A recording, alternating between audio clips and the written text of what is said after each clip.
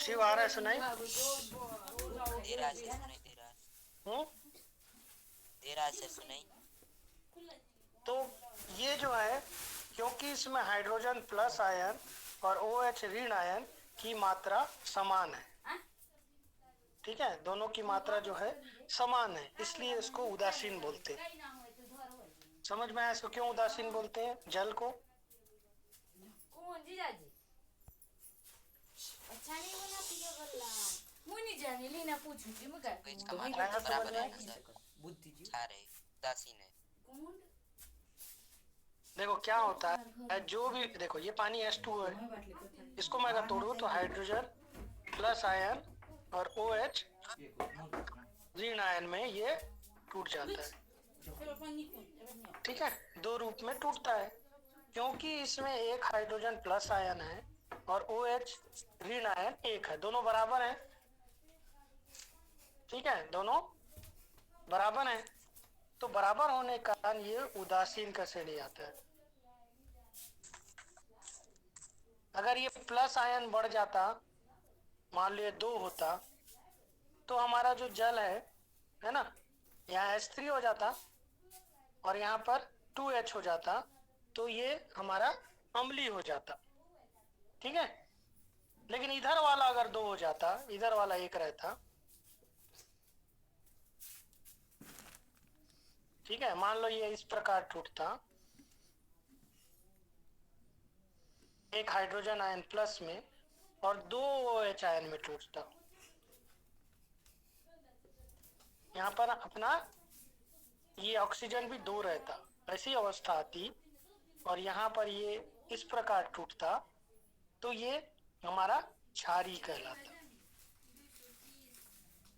तो कहने का अर्थ यह है कि ये धन आयन H+ आयन अम्लीयता को व्यक्त कर रहा है, जबकि OH ऋण आयन जो है वो क्षारीयता को व्यक्त कर रहा है, ठीक है, आ रहा है समझ में? हेलो, आया शिव समझ में? जी सर, जी सर। किसको किसको समझ में आया?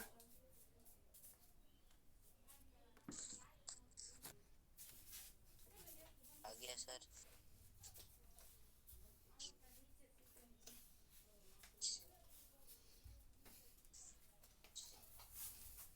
अच्छा।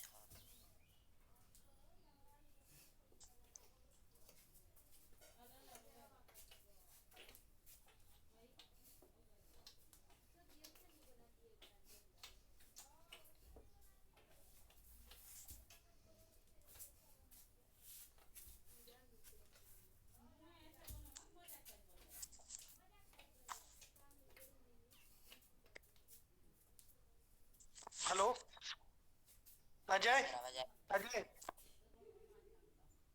अजय, सर। कमलेश, अजय सुनाई दे रहा है? जी सर। सुनाई दे रहा है? जी सर। दे रहा समझ है में आया? सर। कमलेश, धन आयन और ऋण आयन का समझ में आ रहा है तेरे को? आ रहा है सर। ठीक है, तो सामान्य भाषा में ये हम बोल सकते हैं कि धन आयन और OH ऋण आयन जो है वो उस पर निर्भर करता है, लेकिन कई बार ऐसा जरूरी नहीं है कि उसमें OH ऋण आयन हो या प्लस H आयन हो, जरूरी नहीं कि ये हो, उसके अलावा भी अम्लीय और क्षारीयता को अन्य तरीके से भी नापा जाता है। लेकिन एक वैज्ञानिक थे, ठीक है, सोरेंस, डेनमार्क का एक वैज्ञानिक है, पुस्तक में दिया, पुस्तक खोल सकते हो, पीएच मान है ना, 21 नंबर पेज में, वहां पे देख सकते हो कि सोरेंस नामक वैज्ञानिक 1909 में, ठीक है, उन्होंने पाया कि यदि हम हाइड्रोजन आयन की गणना करें तो हमको H बोलना चाहिए, साधारण भाषा में अम्लीयता का हमको पता चल सकता है। यदि किसी में H+ आयन अधिक है तो वो अधिक अम्लीय होगा, जिसमें कम है वो क्षारीय होगा, उनका ये अंदाज था, ठीक है। तो उन्होंने एक पैमाना बनाया है जिसको पीएच स्केल बोलते हैं, ठीक है, उन्होंने एक पैमाना बनाया जिसको पीएच स्केल बोलते हैं।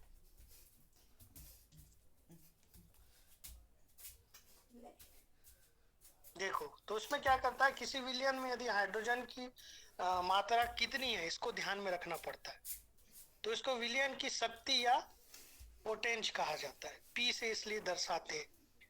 तो विलयन में जो शक्ति है, पी मतलब उसका पोटेंश, उसका पोटेंशी, ठीक है।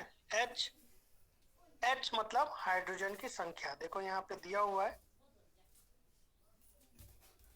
ये देखो ये पी पोटेंश या शक्ति, और उसमें कितना हाइड्रोजन प्लस है, ठीक है, उसकी मात्रा जो है वो प्रदर्शित करने पर किसी भी विलयन की अम्लता और क्षारीयता ज्ञात हो जाती है। तो उसको एक साथ हम पीएच मान बोलते हैं या पीएच के रूप में लिखते हैं।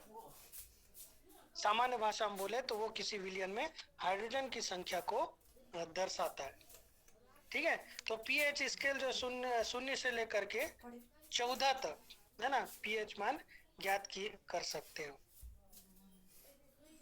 ठीक है। कहाँ तक हो सकता है वो,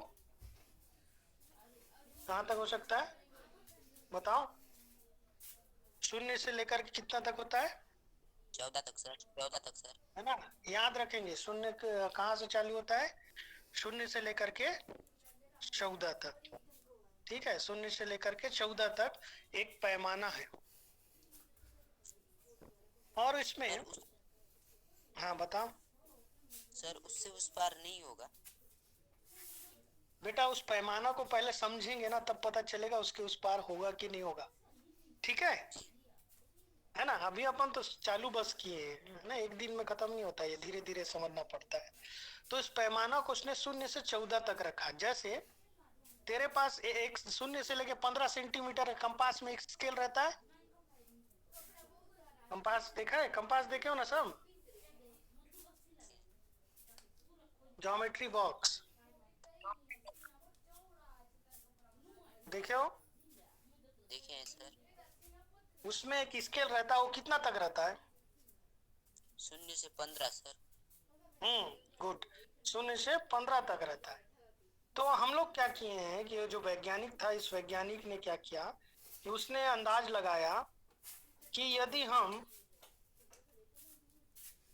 ठीक है, उसने अंदाज लगाया कि यदि हम किसी भी चीज को 0 से 14 के बीच में अगर रखें तो हम आसानी से जो है किसी भी विलयन की अम्लता और क्षारीयता को नाप सकते, ठीक है। आ रहा है समझ में? आ रहा है सर। तो पुस्तक में देखो 0 से लेकर के, ठीक है, 0 से जब लोगे 7 तक, 0 से 7 तक जब उसका पैमाना आ रहा है ना, 7 तक मतलब उसके अंदर तक, उसके बाहर नहीं जाना है, 7 से आगे, ठीक है।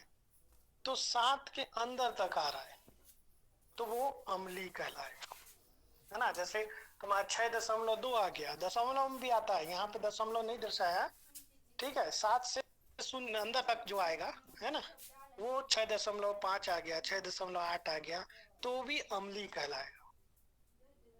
लेकिन यदि 7 आया उसका मान, अभी देखेंगे मान कैसा आता है ना, 7 आया तो वो उदासीन हो जाएगा, जैसे पानी का, जैसे H2O है, उसको तोड़ोगे तो हाइड्रोजन आयन और OH ऋण आयन बराबर होने के कारण ये उदासीन होता है, उसके लिए एक 7 पैमाना मान लिया उसने, ठीक है।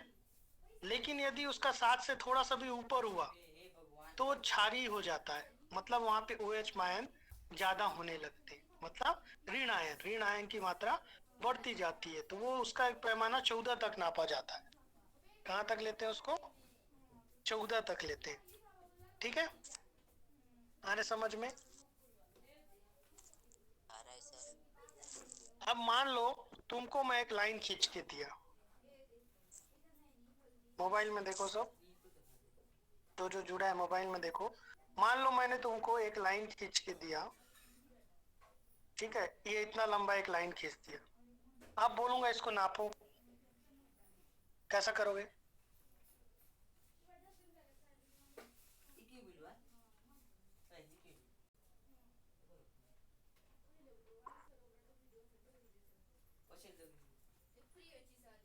कैसे नापेगा शिव इसको?